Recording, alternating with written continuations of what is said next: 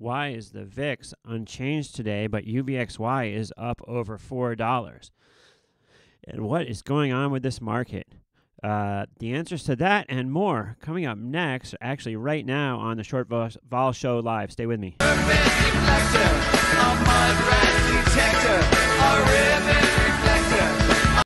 All right, folks, welcome back to the Short Vol Show Live. My name is David Lincoln, and the craziness today continues.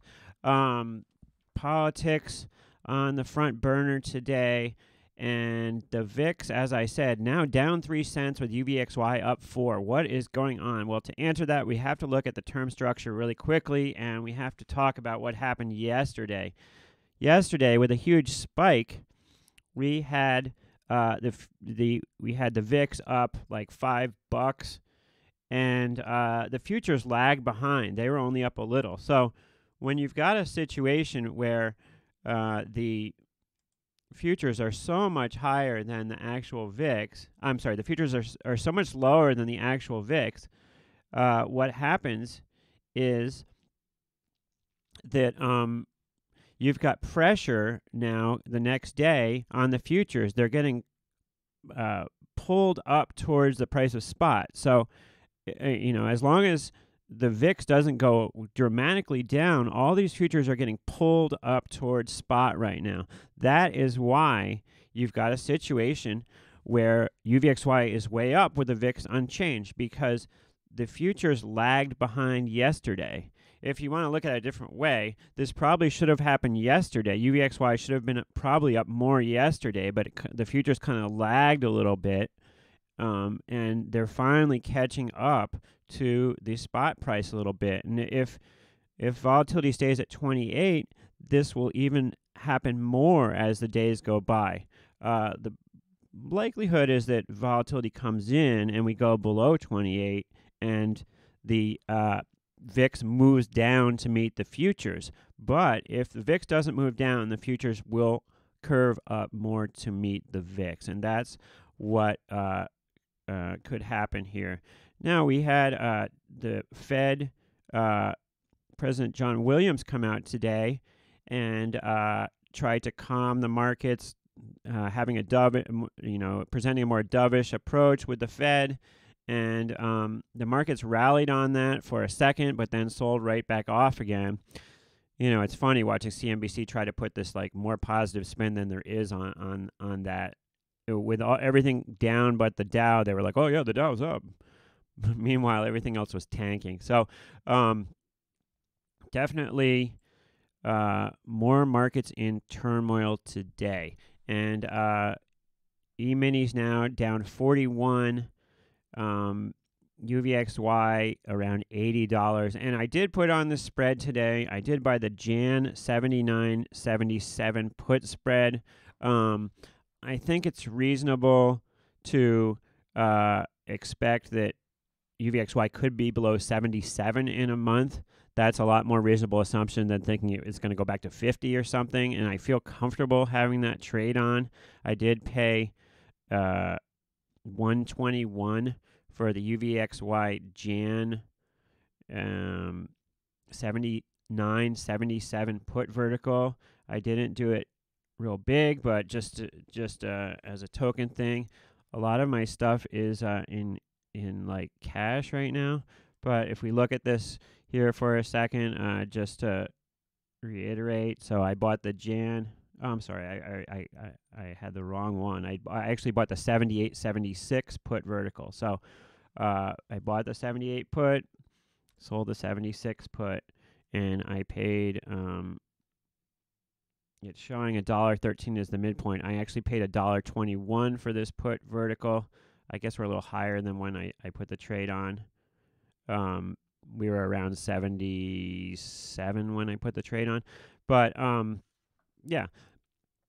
I think it would be very easy for us to be below 76 in a month's time on UVXY. We are in sort of extreme spot right here with VIX 28. If we look at a chart of the VIX, we can see that if I get out of the way here for a second, we can see that we're at the kind of the high end of the range here. If I can go here, maybe you can see that better. We're at the high end of the range here. And so I like my chances that we are below 76 in a month's time. And I feel comfortable having that. I feel entirely comfortable having that trade on. You know, everything is in turmoil right now. If you watched my video last night, when everything is bad news, all it takes is a little good news for things to come back a little bit here. I feel like the market is just continuing to melt down here.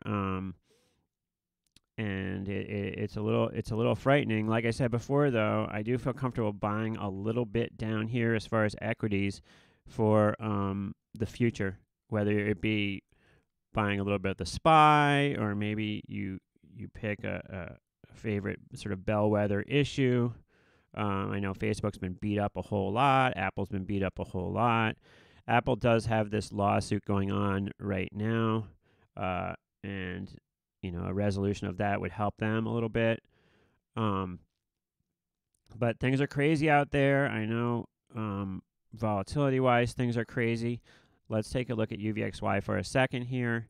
And if we go to the 180-day, wow, look at that. Unbelievable, huh?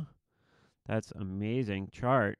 For if you told me a year ago the chart would look like that, I just wouldn't believe it. Now, somebody did bet me that UVXY would close above 100 sometime in January, and at this point it looks like we're on pace for that to actually occur, so I might lose $1.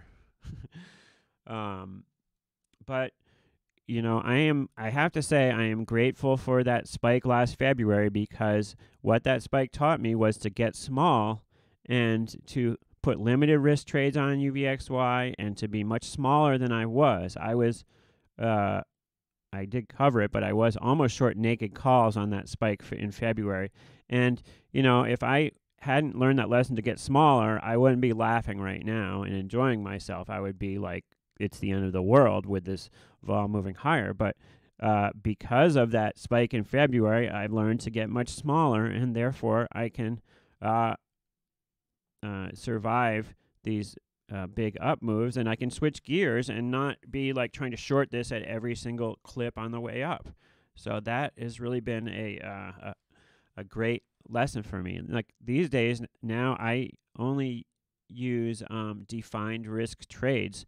By that meaning, I know how much I'm betting, I know how much I can lose, and that gives me a definite better sense of security in these troubled times for the short vol trade. So, as far as the politics going on, you know, I find it pretty amazing, really. And I know a lot of people on the show will not have the same political opinions of me, but just if you're curious, let me go through the issues, and, you know, feel free to disagree with me. That's fine. This is not a political show, but let me say, I think it's good we're out of Syria. I think it's good we're getting out of Afghanistan. I'm against the wall. I think it's not, the wall is not going to help us all that much. But yeah, having our troops abroad out there forever and ever, I don't agree with. I don't think that we won the war against ISIS, but it seems like every single media outlet is against Trump saying that we're getting out of Syria. And I can understand that and of course, General Mattis, you know, any general, if you ask him, any general at any time, if you ask them if we should go to war, they say, yes, of course we should go to war. That's what the generals always say, because that's their thing. It's like when your only tool is a hammer, then everything looks like a nail. That's what every general says all the time. Yes, Mr. President, we should definitely use the army and go to war. So that's that. And like I said, feel free to disagree with me. I'm certainly grateful to our military and the bravery of our troops and those who have been willing to put their life on the line for the United States. I'm grateful to them. I'm in awe of them, and I have the ultimate respect for them. as far as policy goes, that doesn't mean I have to agree with every policy decision as far as to which conflict we should be in. It's not, I separate supporting the U.S. troops with, which conflicts we should be in. And I also salute the Trump administration for criminal justice reform. Having so many people have these long sentences for nonviolent drug offenses is ridiculous, and it's come about, I think, because the people that run the prisons have strong lobbyists in Washington, and so they want people to get arrested so that they can fill the prison, so that they can make more money on the prisons. And I think that whole chain, needs to be broken. Moving forward. So that's all I have to say on that. Feel free to disagree with me, and you don't have to agree with me on politics to watch the show and support me. And beyond that, we'll have to see. I don't think it's the hugest deal if we shut down the government for a little bit. I would like to get past it, but I don't see how it's going to get past it real quick right now. I would stay tuned for some sort of rally out of this. I mean, we can only go down for so long before we get some sort of relief. I think we may have to wait till January 1st to get that relief, as we have tax selling right now. It's triple witching today, which means that several things are expiring at the same time today, and so it should be a crazy close for everybody involved. And they've discussed that already with high volume. However, the high volume and all the stuff that needs to get done should dampen volatility, at least for that short term around the close, which doesn't really affect volatility midterm or long term, but just around the close, it should dampen volatility a little bit, I would think, because people aren't looking to open a lot of new positions right around the close for triple wedging. But scary out there, and I say once again, be careful, stay small. As individuals, we can go to cash with a lot of our investment stuff and keep it small. A huge company or a huge portfolio manager can't necessarily do that as easy as we can, but as individual retail traders, we can go to cash pretty easily. And I would recommend that you stay very small here, folks. There's no reason to get blown out just on the events of a couple weeks, because guess what? 2 months from now, you won't even remember what you were thinking today. So you want to keep in the game. That's the key, is keep in the game. All right. Well, I'm watching UVXY bouncing around 80. Truly unbelievable, and I'm grateful that I've been small and that I'm still in the game and can smile with UVXY trading 80 right here, because I recognize that this could have happened, and that this could happen, and I'm not positioned in a way that like my account's blowing out or something because we're up this high. I do think this is an opportunity to short volatility, preferably a little bit farther out, and I wouldn't, I think it's a good do. One I would think would be a good do would be to, I've shorted a little bit of Jan around here, this level in UVXY, but if I was going to go out to June, I would go farther down. I would look at something like the, 55.50 put spread maybe. Let's see what we get for a 55.50 put spread. Paying $230 for the UVXY June 55 put spread. I think that will work. You have to have a little patience, of course, but I think that would work to double your money by June. Even something more aggressive might work, like the 45.40 put spread. I think that we will see this adjust one way or another lower and into contango over time. 40-45 put spread probably will work also, but now that we've moved all the way up to 80, might as well take advantage of being this high to raise your strike selection when trading some of this stuff. Even let's look at the 60-55 put spread here. you know, 60-55 put spread. That is $5 put spread. So if you could buy that for $250, that's a potential to double your money. I certainly can see this going to 55 by June, no doubt. I would find it very hard that we would stay at around 28 VIX through June. I would find that very hard to believe. We'd have to like tank 50% or something for us to average VIX of 28 out till June. So I know I've been saying this all the way up as we ripped up, but there are opportunities to sell volatility here. And the farther out you go, A, the less you get hurt if we rip higher, and B, the more time you have to capitalize as we go lower. I know it's been a hard trade. There's been a lot of hard trades out there. The other stuff I was looking at is just similar version of the same thing, which I was looking at SPX, maybe selling some SPX puts. I wouldn't go out as far as June, but maybe some Feb puts. Maybe looking at the, I don't know, 2,300 level, maybe something like that.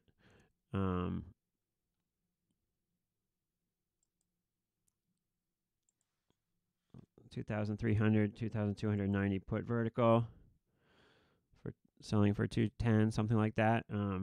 I think we will bounce at some point, and I don't see us going down to 2,300. I think it's a good bet that we won't go to 2,300, because that would be really extreme. All right, so there you have it. I know people are looking at VXXB, and for trades in there as well. So if we look at that,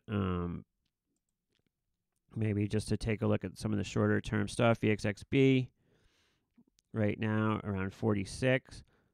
Maybe look at something like the Feb 44, 42 put vertical. If you could buy that for $1.05, $1.07, that would be a way to, you know, potentially almost double your money in 2 months, you know, if we roll over. And if we don't roll over, you know, there's chances to trade around this coming up. It's not like you put the trade on and you're stuck with it for 2 months and you can't get out of it. There's a lot of liquidity. It doesn't look like there's liquidity in this, but there actually is the ability to trade a lot of this stuff pretty much at fair value. So that's an idea right there as well. In the meantime, as far as I was looking at some issues to consider buying, I was looking at COP. It's a pipeline, ConocoPhillips. I think it would be a good buy here around, you know, below 60 certainly. There's so many of these deflated issues that are at some point going to turn around here. So the list goes on and on and on and on. I know on CNBC, Jim Cramer was talking about putting your money in CDs, and of course, if you have a lot of money, you could put it in CDs and make good interest to cover you. However, if you don't have a ton of money, you're not going to make very much money off of a CD. It's going to be just pennies, really. So there you have it. Markets continue to be in turmoil. It doesn't feel like the panic right now as much as it had maybe like yesterday. It feels more like just the continued grind lower as people get out of stuff. More people get out of stuff. At some point, everybody who's trying to get out of their stuff will have gotten out of it, and we will move sideways to back up again, and volatility will come in. It only takes moving sideways a couple days or a nice rally of a day or two for the VIX to go right back down to where it was, to the low 20s. So there you have it. I hope you have a great holiday if you don't watch me again before then. And hang in there, folks. I know it's tough, but we can hang in there for this, and we can prosper from this as well. Let's take a look, just for curiosity's sake, at Tesla for a second. Okay, so Tesla was hanging on pretty well, but has had a downdraft with everything else.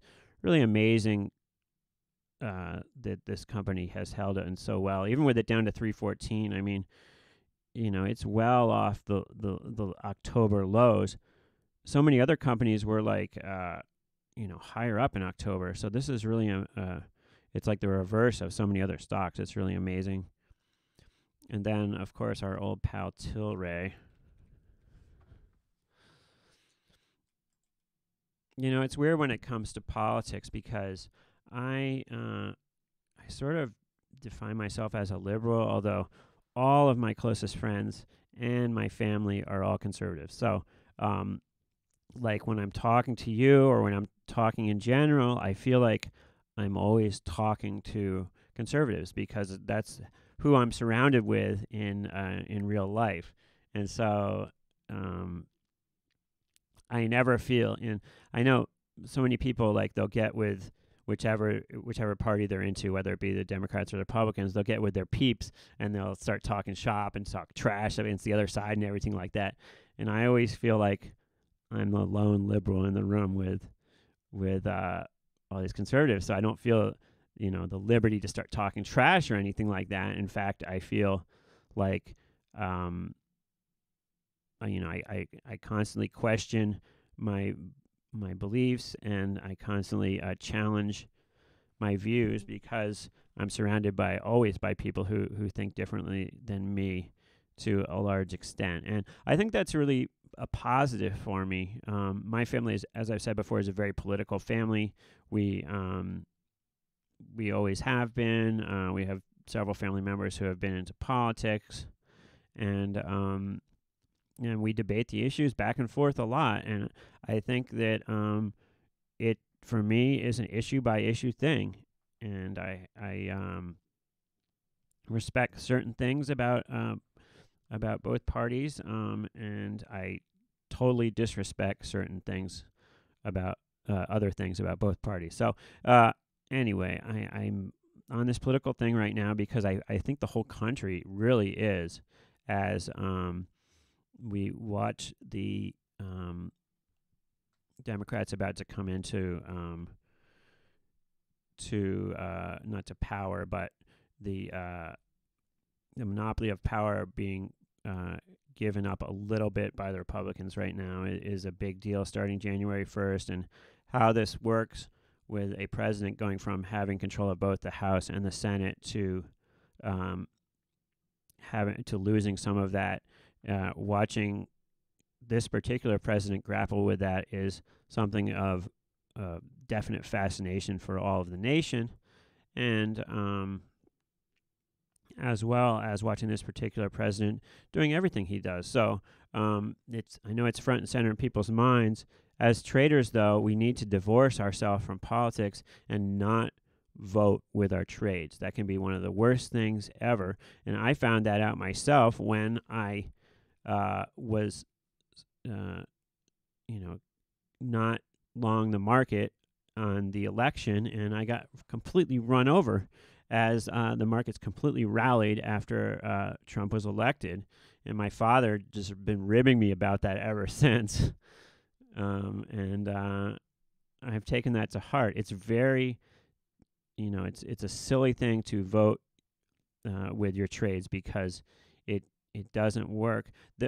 Politics is only one component of the market, and sometimes it's a bigger component, sometimes it's a smaller one. Sometimes the market's really paying a lot of attention to politics, other times it's not.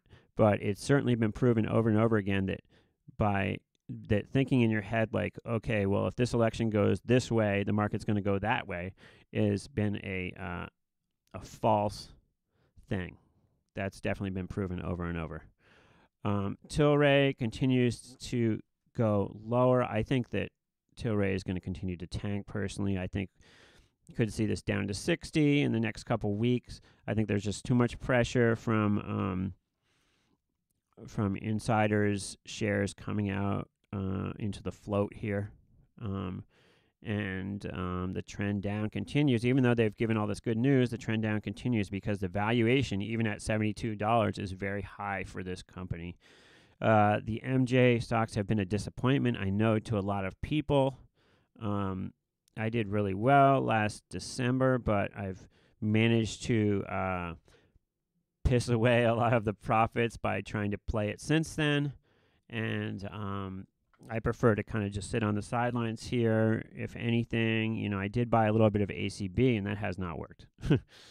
So there you have that.